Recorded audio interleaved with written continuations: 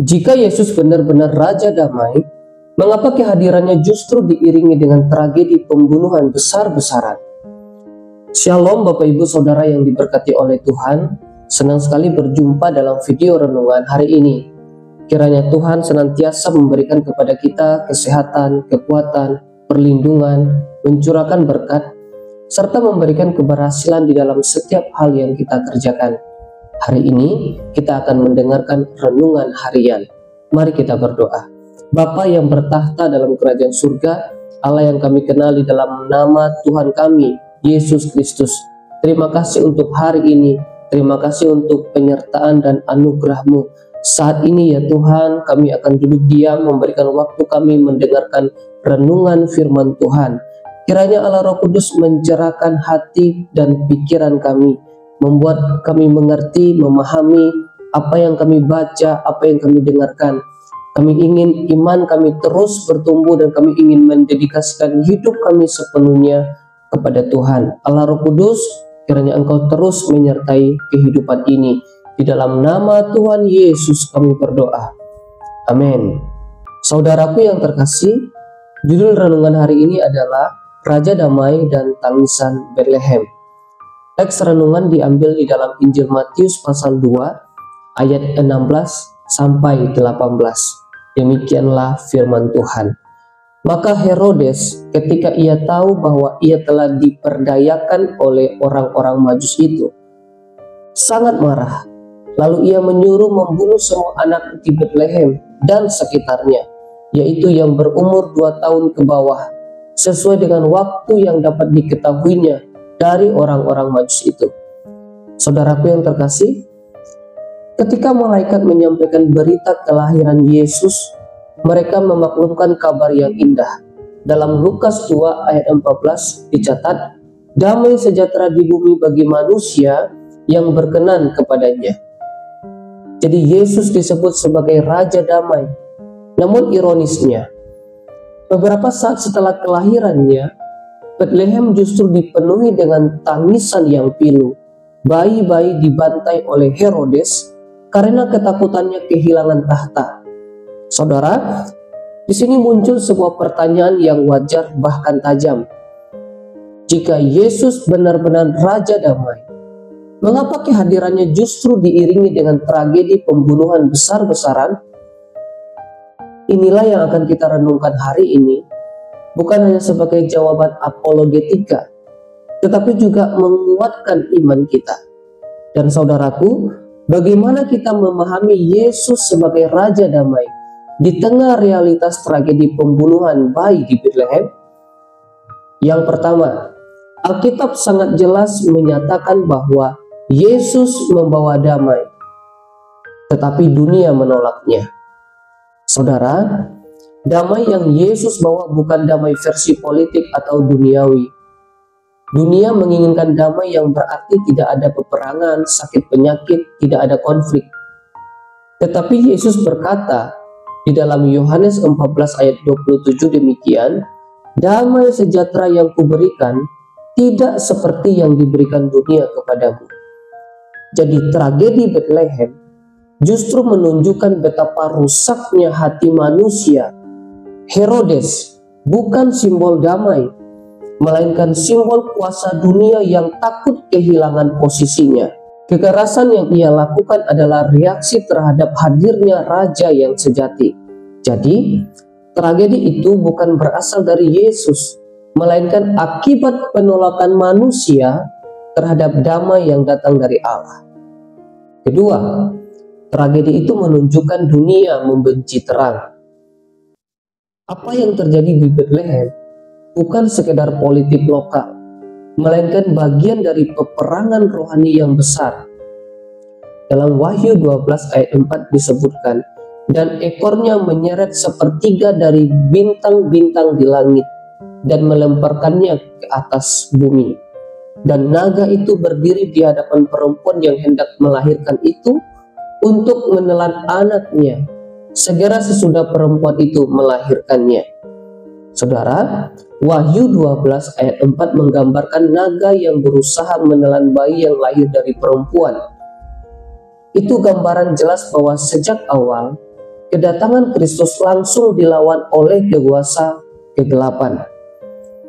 Pembunuhan bayi di Betlehem adalah tanda bahwa kerajaan dunia menolak kerajaan Allah.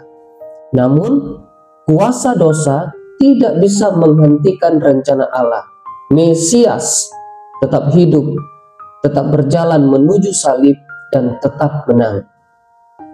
Yang ketiga, Yesus adalah Raja Damai karena ia sendiri menanggung kekerasan dunia.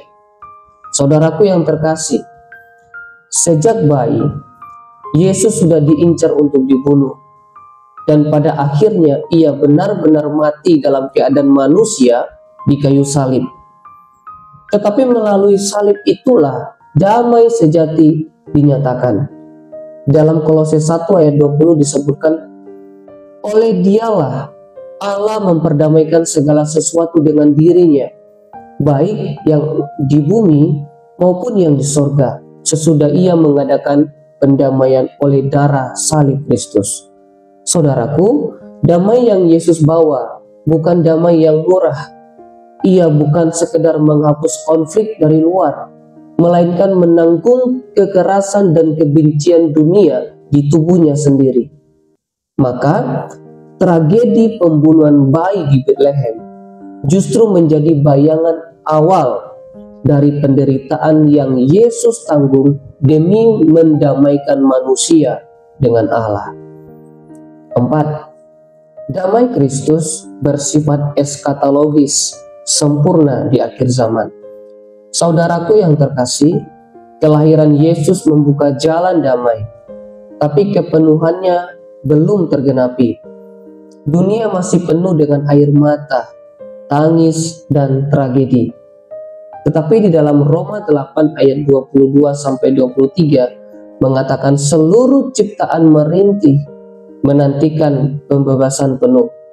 Itulah sebabnya, meski hari ini kita belum melihat damai sepenuhnya di dunia, orang percaya tetap memegang janji bahwa Yesus akan datang kembali untuk menggenapinya. Pada saat itulah ia akan menghapus segala air mata dari mata mereka. Saudaraku yang terkasih, jangan goyah ketika melihat kekerasan di dunia. Itu bukan bukti damai Kristus palsu, melainkan bukti terang sedang melawan gelap. Biarkan damai Kristus menguasai hati kita. Bukan keadaan luar yang menentukan, tetapi hati yang sudah diperdamaikan dengan Allah. Hiduplah sebagai agen damai. Di tengah dunia yang penuh kebencian ini, orang percaya dipanggil menjadi saksi kasih dan pembawa damai Kristus. Saudaraku yang terkasih, di bagian penutup ini saya ingin mengatakan bahwa Yesus benar-benar adalah Raja Damai. Tetapi damai yang ia bawa bukan berarti tidak ada konflik, tidak ada air mata, tidak ada pergumulan, melainkan damai yang mengalahkan konflik, menembus penderitaan, dan akhirnya menghancurkan kuasa dosa. Tangisan di Betlehem adalah tanda betapa dunia ini haus akan damai sejati, dan hanya Kristus yang bisa memberikannya. Oleh karena itu, saudaraku yang terkasih, jangan mencari damai di tempat yang salah. Jangan cari damai kepada harta, kepada jabatan, ataupun kepada kekuasaan. Semua itu hanya menenangkan sementara, tetapi tidak menyelesaikan luka di hati manusia. Damai sejati hanya ada di dalam Kristus. Mari kita jujur, banyak orang hari ini hidup dalam kecemasan, tekanan, bahkan ketakutan. Mereka mungkin tidak menangis di jalanan seperti di Betlehem dulu, tetapi tangisan itu ada di dalam hati mereka, dan hanya Yesus, Raja Damai, yang sanggup mengubah tangisan itu menjadi sukacita, kegelisahan menjadi ketenangan, dan kebencian menjadi kasih. Pertanyaannya yang sederhana bagi kita, apakah kita mau membuka hati kita, menerima dan hidup di bawah pemerintahan Sang Raja Damai itu? Jika iya, maka damai itu bukan hanya milik kita sendiri, melainkan juga terpancar melalui hidup kita untuk dunia yang masih gelap ini. Yesus Kristus adalah Sang Raja Damai. Mari kita berdoa. Ya Tuhan Yesus, Engkaulah Raja Damai itu. Meskipun dunia ini penuh dengan air mata, ratap tangis, pergumulan, konflik, tragedi, penderitaan, dan sebagainya, kami percaya Engkau telah membawa damai yang sejati. Tolonglah kami untuk hidup di dalam damai-Mu itu dan membawanya bagi sesama kami. Terpujilah nama-Mu ya Tuhan. Di dalam nama Tuhan Yesus kami sudah berdoa. Haleluya. Amin.